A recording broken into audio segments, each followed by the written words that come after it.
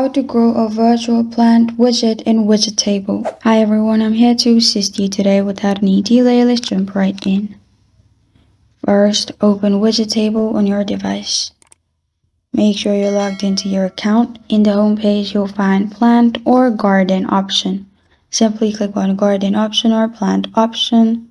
Here you'll find different plants to grow. Choose a plant by pressing on grow. Now you can press on Save to Widget. Press on OK. Now select, you have already selected a plant. You can add your plant name in here. Then press on Save at the bottom. After you do that, it will take some time to load. Now add to home screen by touch and hold to place. Now select where you want it to be.